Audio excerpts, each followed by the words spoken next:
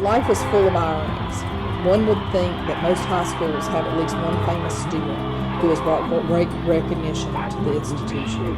Maybe it's a student who graduated from Harvard, maybe one who won the Pulitzer Prize for journalism, maybe a famous professional football player.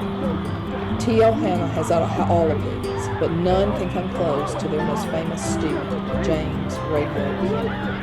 Welcome into Conversations with Paul Brown. We are at TL Hanna High School, and as most of you know by now, Radio passed away at Hospice of the Upstate. And our guest this morning is somebody that probably knew radio as well as anybody other than maybe Coach Jones and Coach Honeycutt, because they were here from the very, very beginning. But Shelia Hilton was a teacher, a student, and a principal here at Hanna, and we're going to chat with her.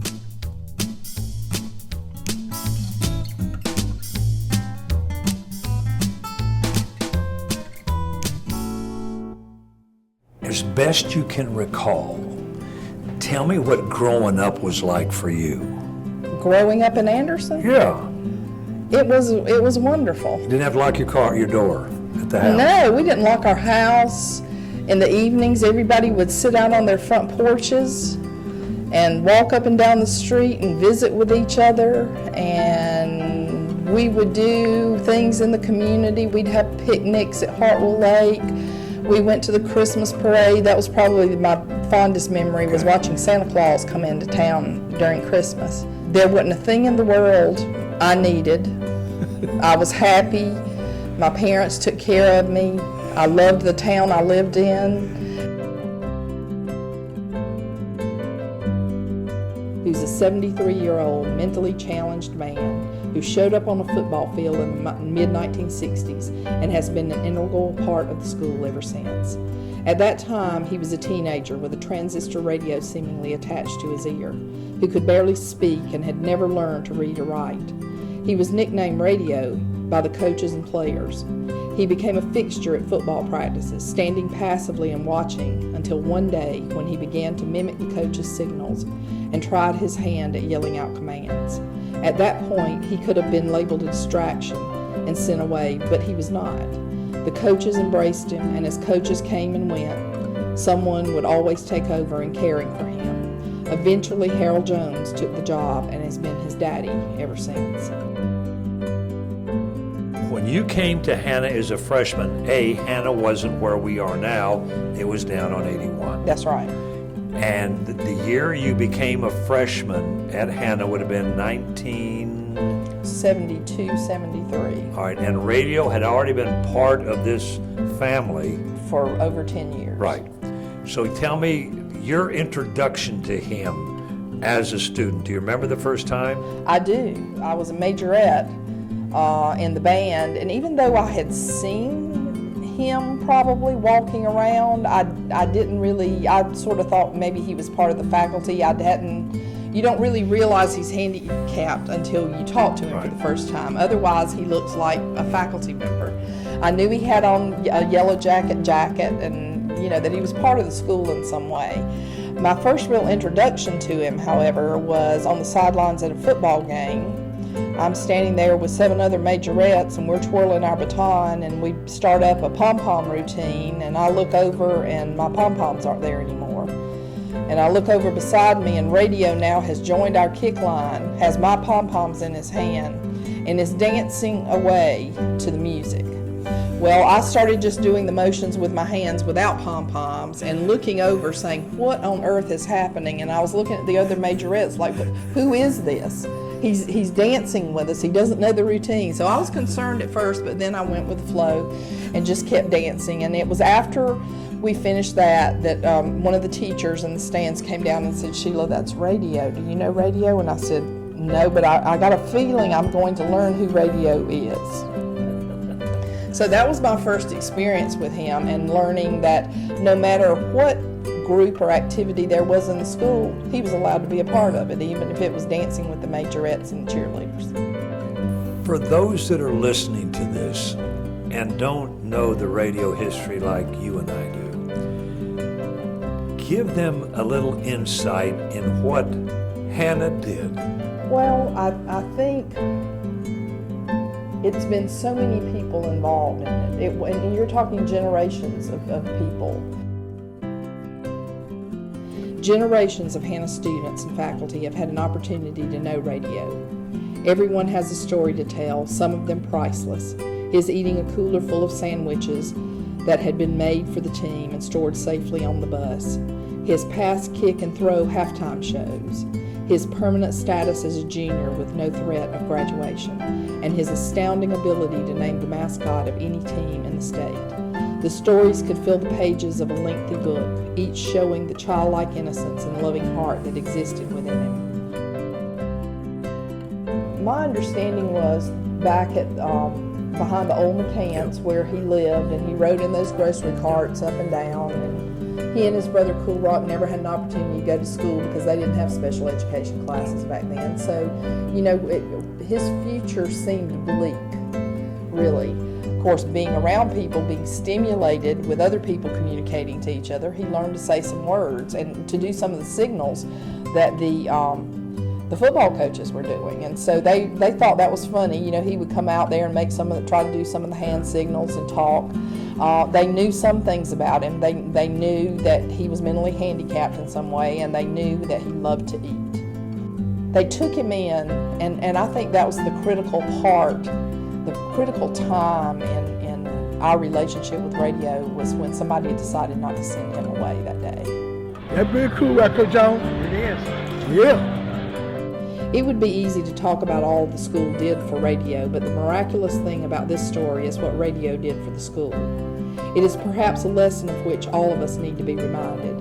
Because he was embraced by caring people, he was stimulated to learn. Because he was loved, he found his place in the world. Because people looked past his disabilities and imperfections, he found a way to make his own unique contribution to the world. What a lesson there is to be learned here. How many lost souls could be saved with a little care and attention? The thousands of students who've made their way through the halls of TL Hanna over the years have seen the results of the love and caring given to radio. Somebody who probably didn't know they could be a part of anything became a part of something, and something that he loved because he had this affinity for football. You know, and even though people have estimated that, you know, he's probably about at a 5-year-old level mentally, he could name every mascot of every varsity football team in the state of South Carolina at one time. So there was a part of his brain that worked when it came to football and games and strategy. And of course, he only had one strategy, and that was get the quarterback. That was his offensive strategy, that was his defensive strategy. And when you think about it, if you do that, you're pretty much going to win the game if you always get to that quarterback. The football coaches started it, and then at some point it transitioned to the school. Did it get to the district, or was this a Hanna decision? No, it began as just a Hanna decision. I don't know, you know, I know as superintendents came and went, that question would always come up, and the answer was all the same. Don't mess with radio. You do not want to mess with radio. Where did we decide that in his move through high school that he was going to stay as an 11th grader? I don't know the year, but it's probably been 20 years at least that came up, because we would put his picture in the yearbook, and I think it was probably, and I don't know for sure, but it appears as if the subject came up one day about graduation with him, and he knew what graduation was. He knew that if you graduated, you didn't come back. And just in response to a question one day, somebody said, "Radio, are you a senior?" And he said, "No, junior." And that became interesting, that he understood something to the level that he knew that if you were a junior, you always had one more year and that you wouldn't have to leave. And I think that's the sweetest thing, for him to come up with something like that so that he wouldn't have to worry about leaving. And that was something we all feared. We always knew this day would come, and we always feared a day when he couldn't come out here. I told people when they asked me about radio that had it not been for the Hanna family and the extended family in Anderson County taking care of radio, we would have lost him before his 73rd year. Is that an accurate statement, do you think? I think so. I think so. Not long ago, you wrote something special about radio. How did that come about? Well, we were working on our website here at school, improving especially the athletic part of it so that you could go and click on all the different sports and see those things. And somebody just mentioned one day, we need to put something about radio on there because we get lots of calls and emails about radio wanting to know how he's doing and those kinds of things, or just his story.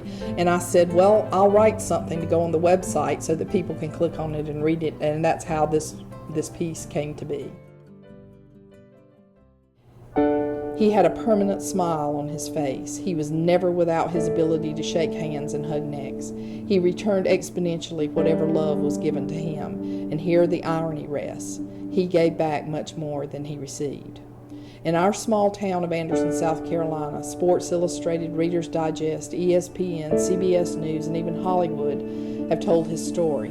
One about a disabled child in a grocery cart riding the hills behind the old McCants, arguably the most famous person to come out of Anderson. It was destiny that he arrived on that football field some 50 years ago. He was without a Harvard degree or Pulitzer Prize or professional football contract, but his fame surpassed all of these accolades.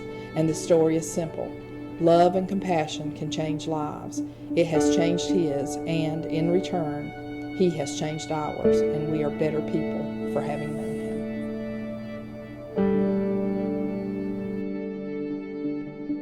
him. I think that radio had faith. I think he told me over and over his mama was in heaven. He told me once, and what jarred his memory was that we went to buy socks and shoes for the beginning of a football season, and that reminded him of his mother because she used to buy him shoes and socks. And he said, my mama is my sweetheart, my mama in heaven. I see my mama one day. And I knew then that he had faith, that he knew about heaven, and that he knew she was somewhere, that he would somewhere be with her at that point in time. And in his last days, they reported to me that he mentioned two things several times. One was seeing his mama, and the other was wondering where his suit was. And I knew then that radio was ready to go, because he was ready to see his mama and he was ready to wear that suit. And I'm sure he's gotten to do both of them, because I think right now he's got two teams of angels playing football and on this team nobody loses and nobody gets hurt and everybody gets the quarterback. And his mama's standing beside him and he's sitting in the arms of Jesus. Yes, thank you very much.